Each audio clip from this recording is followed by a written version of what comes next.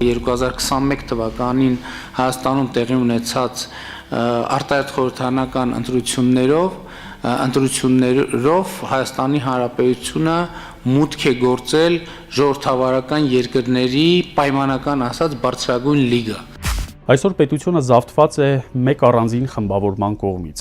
Բոլոր այն պաշտոնները, որոնք պետք է վերկուսակցական եւ ապաքաղաքական լինեն, քաղաքացիական պայմանագիրն ամբողջությամբ յուրացրել եւ բռնազավթել է։ Մասնավորապես եւ Հանրապետության նախագահի եւ Կենտրոնական ընտրական հանձնաժողովի նախագահի եւ Մարդու իրավունքների պաշտպանի եւ Գլխավոր դատախազի եւ Սահմանադրական դատարանի դատավորների պաշտոնները բռնազավթված եւ ուզուրպացված են ՔՊ-ի կողմից։ Փաստացի տեղի ունեցել իշխանության զավթում մեկ խմբավորման կողմից։ Մեկ օրինակով հիշենք եւ հիշեցնենք, թե ինչպես իշխանությունը զավթած ուժը վիժեցրեց իրապես ազգային, քաղաքացիական, ժողովրդավարական նախաձեռնությունը։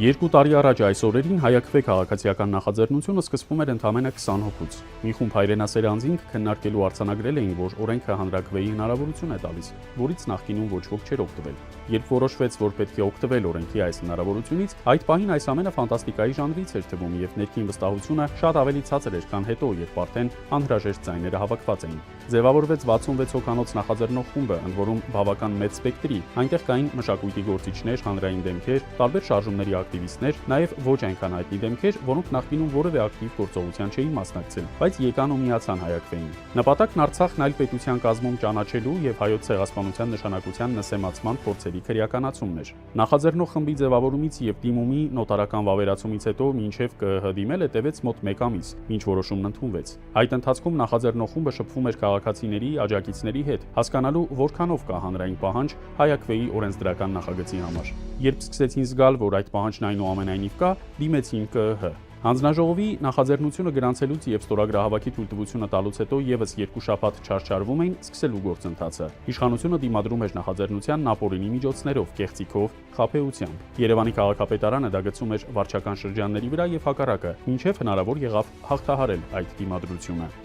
Առաջի իսկ թվա այս օրերին ծանր բոլորը զբաղված են ինչով բանով, ինչ ստորագրահավաք եւ այլն,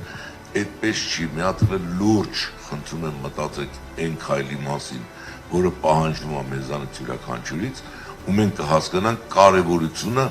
այդ մի ստորագրության։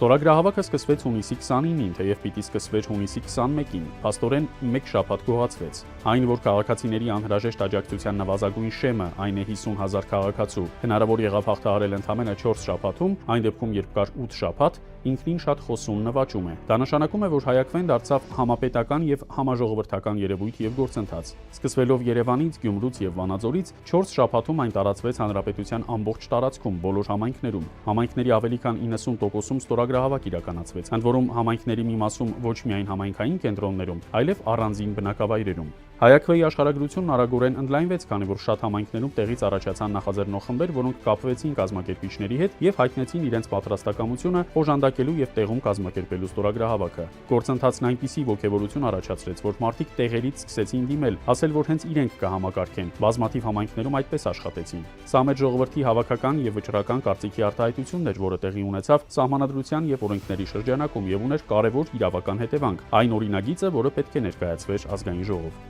Սակայն վարչախումբը վիժեցրեց մոտ 60,000 քաղաքացու կամ արտահայտությունը եւ օրինագիծը նույնիսկ չներառեց ազգային ժողովի նիստերի օրակարգում։ Քաղաքացիական պայմանագիր խմբակցության պատգամավորներ Հայաստանի Հանրապետության ազգային ժողովի պատգամավորի պատասխանատու պաշտոնը ստանձնելիս դուք երդվել եք պահպանել Հայաստանի Հանրապետության Սահմանադրությունն ու օրենքները։ Ծառայության անցնելով զինված ուժերում երդվում են նաև մեր զինվորները։ Նրանք պահում են իրենց երդումը նույնիսկ կյանքի գնով։ Փառք հանուն հայրենիքի նահատակ բոլոր հաջորդիներին։ Առաջարկվող նախագիծը կոչված է պաշտպանելու Հայաստանի Հանրապետության Սահմանադրությունը։ Ակնկալում ենք, որ դուք նույնպես կպահեք ձեր երդումը։ Եթե մեր երկիրն իրապես իրավական եւ ժողովրդավարական պետություն լիներ, եթե Կենտրոնական ընտրական հանձնաժողովի նախագահի պաշտոնում օրինակ առաջադրվեր եւ ընտրվեր իրապես վերկուսակցական, վերքաղաքական մեկը, որը կառաջնորդվեր բացառապես սահմանադրությամբ եւ օրենքներով, ոչ թե իշխող վարչախմբի կողմից թելադրված ցուցումներով, ապա կարելի էր խոսել քաղաքացիական եւ ժողովրդավարական նախաձեռնությունների առաջմղման եւ հաղթանակի մասին, բայց ոչ երբեք ԿՊ-ի օրոք եւ նրանց կառավարման շրջանում։ Բնականաբար այդ խմբավորումը հնարավոր բոլոր միջոցներով փորձում է խոչընդոտել մտքի ցանկացած առողջ դրսևորումը։ Մեր խնդիրն էլ այդ ապօրինությունները եւ իշխանության բռնազավթումը հաղթահարելն է եւ իշխանությունը իրապես ժողովրդին վերադարձնելը։ Որոշիր հարգելի քաղաքացի, թե որ երեսն է ճիշտ։